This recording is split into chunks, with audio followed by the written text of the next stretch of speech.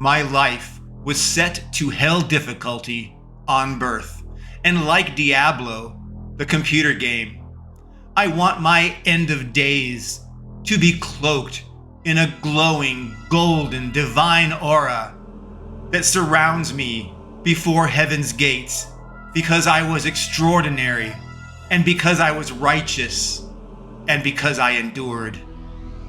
And because metaphorically, I kicked the damned devil's butt and saved humanity.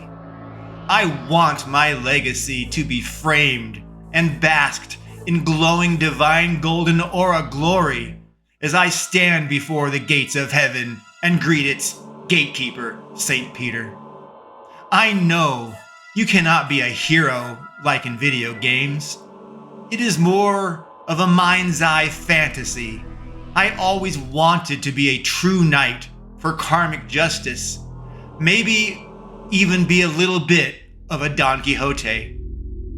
Through storytelling and video games, I have lived my fiction and my dreams, even if I worked in a normal, functional reality. But the aspiration of doing right and being just has always been entirely real and doable to me. It is truly remarkable how much I accomplished despite my many challenges and hardships in life, despite my living hell difficulty. Dr. Caselli looked impatient, as if he was holding back for me to finish my diatribe on remembering myself, and how I was trying to write things down, including my challenges to do so. He looked so impatient, but I was determined to keep going if he did not actively stop me. And here we are. I said my piece, and Dr. Caselli was clearly going to now say his piece to me. Caselli spoke. "Richard, your journey to write your experiences and your memories down as a late written diary is a splendid idea.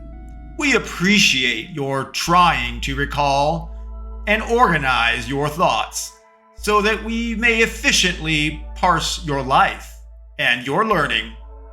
It is better to understand your motivations and behaviors and identify intended and unintended consequences of them for your learning and growth. It may expose opportunities to utilize different coping and management techniques that could help your integration back into society, should we ultimately decide and find that you are truly ready to be released." Caselli placed his pen down on his clipboard and spoke. "Right now, Richard, I need to inform you that your interest in leaving a legacy, shaping the world, having your life framed in a golden portrait, as you described, for all of your legendary greatness to be remembered, and for your many other attributes of hubris that point to your late life emergent schizophrenia, which is typically caused by ischemic strokes or Lewy bodies in the brain.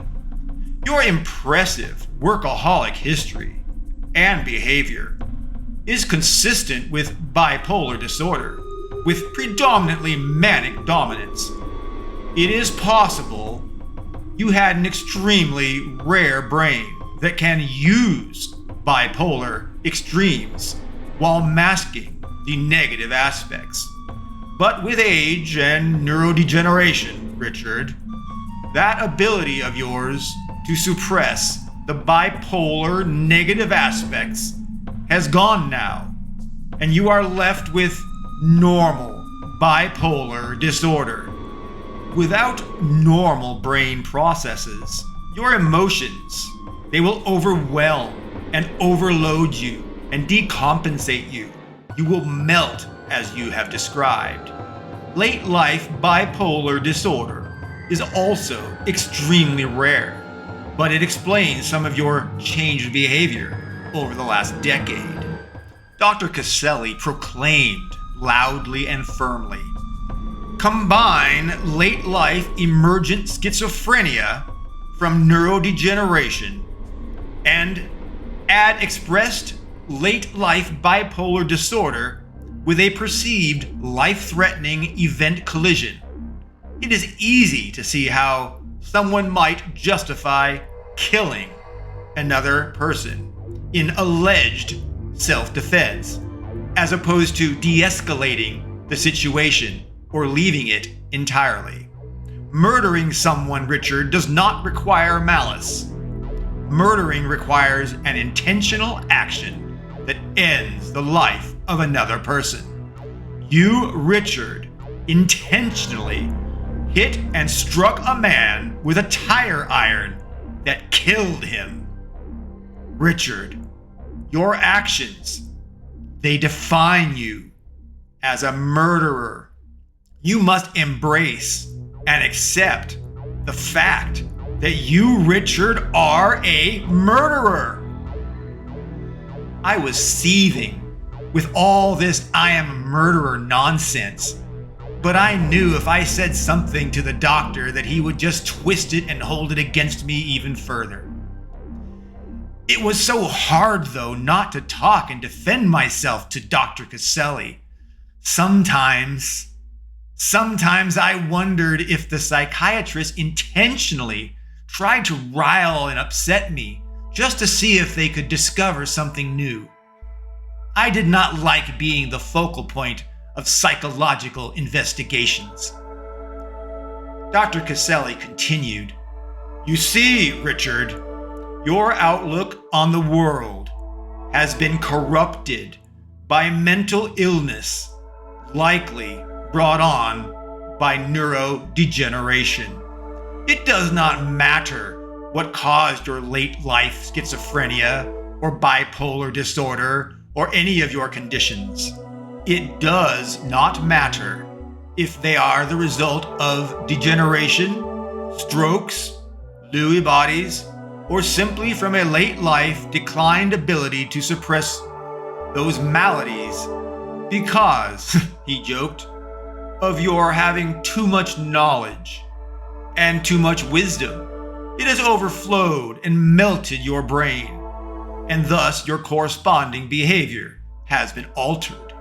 Richard, the facts remain the same.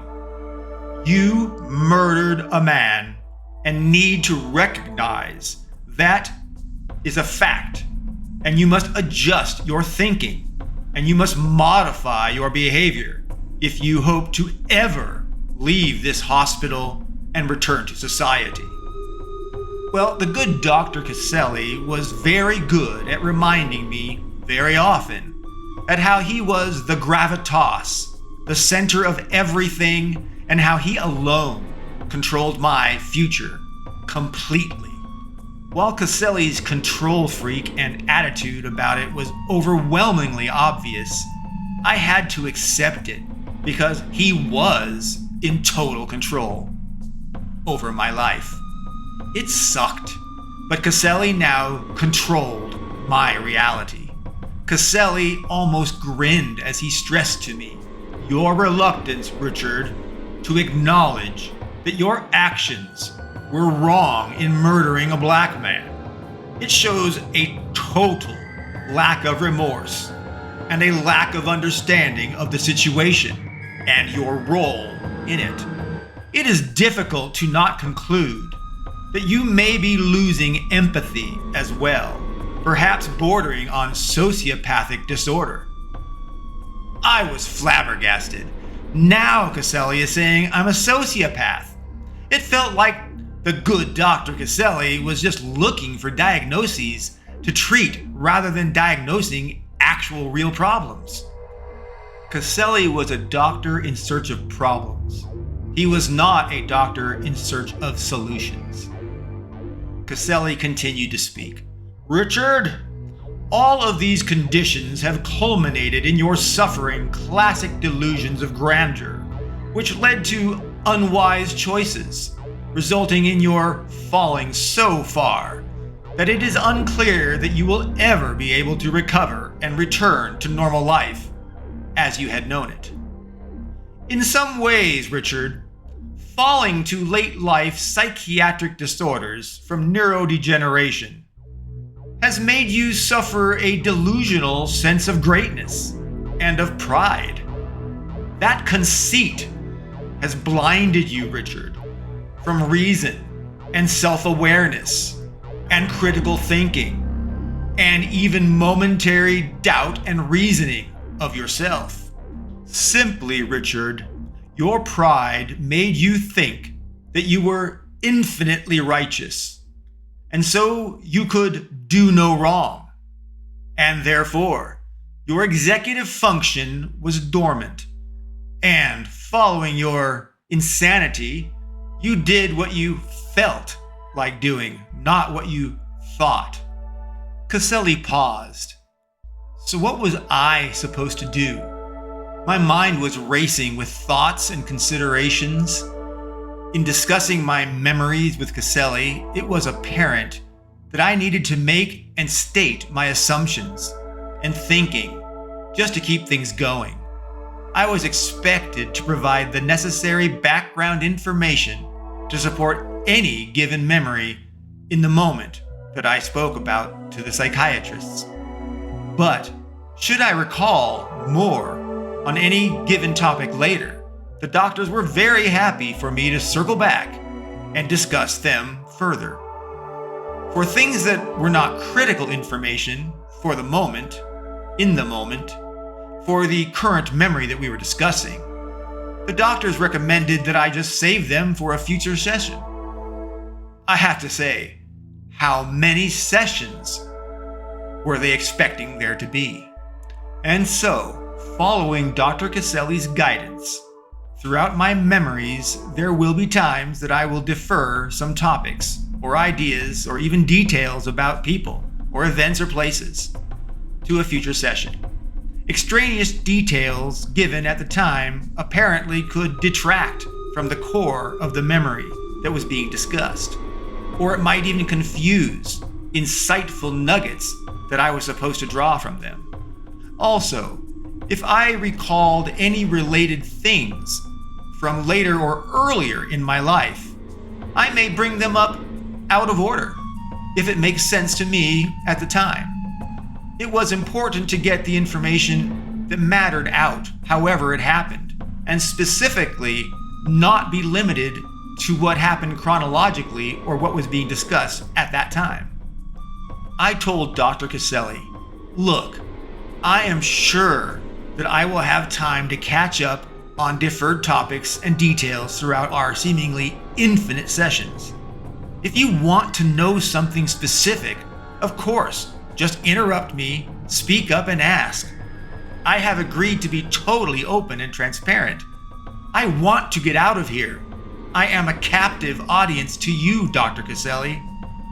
Here being locked up in your psych ward as your prisoner, after all.